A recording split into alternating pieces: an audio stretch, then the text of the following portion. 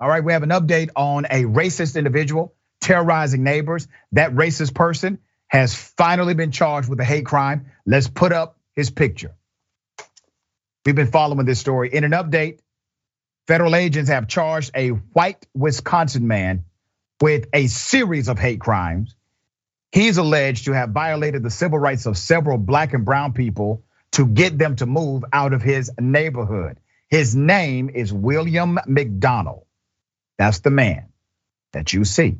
On April 19th, the FBI executed a warrant to search McDonald's home in connection to the hate crimes. He did not have anything to do with the harassment, but agents report they found racist handwritten notes in his home. Williams previously reported the people he had been harassing to the police department over 26 times. One of the neighbors, McDonald terrorized, let's put these neighbors up, all right? Were Reginald Wilkerson and the fiance, her name is Tanathai Addison, who said they have been targeted 5 times since the beginning of the year by McDonald, okay? The couple have not kept their baby daughter at the property for fear of her safety, all right? So he scares people, right? There's more. Let's put up some of the things he has done or alleged to have done. Tires on the silver sedan were slashed multiple times. Most recently, the driver's side window was bashed in. But the most insidious part of the attack may have been the notes left behind. Multiple handwritten letters tucked into plastic bags threatened the couple using the N-word and other profanity multiple times. Let's put up some of those letters. Okay. One of the letters demanded the couple get the F out of my neighborhood, N-words. And another note read, you thought I was playing about driving and speeding in my neighborhood, you piece of ish. Get the F back to the F in North Side where you belong before I put sand in your gas tank. Okay. Let's put his picture up again. Let's put his picture up again. All right. So let's talk about this for a second. Hyper aggressive racism is where he is on the spectrum. Racism exists on the spectrum. He can't be helped. He would die a racist SOB. There is no help for him. He will not be redeemed. It's done, it's over with, okay? So for individuals like this, we need to make sure they are shamed, they are highlighted, and then they are excommunicated from normative society. In order for him to survive, he needs to survive in some dark, deep crevice of society. He deserves no benefit, he deserves no privilege.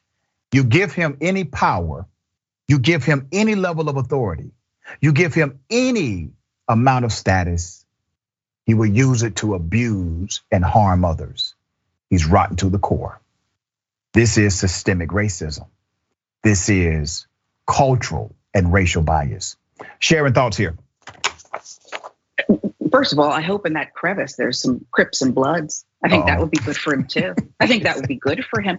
But a couple of observations, Rashad, the penmanship on this vile racist, it's good. It's remarkable penmanship he has here. And it actually speaks to the investigation, because here we have a guy who also called the police on black people in and around his apartment complex. He did it 26 times. It might've been in one day, 1 or 2 days. And here's the difference, because earlier in the show, you talked about the Westfield, I think New Jersey Police Department doing everything the wrong way. Yep. Here we are in Wisconsin. I think it's called the West Allis Police Department. What they did when he called 26 times was they didn't go there and act on it. They didn't tase any unarmed black men. They didn't kneel on anyone's neck. Nope. All they did was show up, and they got him on an illegal signal. And when he signed the citation, they turned that over to the FBI to assist in the investigation. And the FBI said, you know what?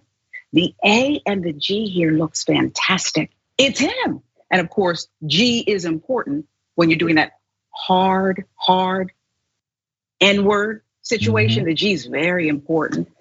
So Here we have a situation that worked out the opposite way. I want to know about people like this, motivation. And then I said, you know what? Why don't we just call the black girl that quit him? That's really what's going on here. Find the black girlfriend, Dr. Richey, who quit him. Wow. And it's fascinating also that the FBI and local police, they had to use some creative methods in order to get this guy, right? But routinely, this is an exception from that rule.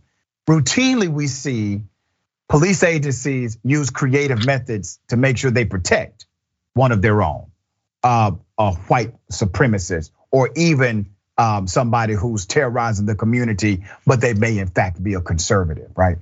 So big ups to law enforcement. Once again, I'm not against police, I'm just against bad ones.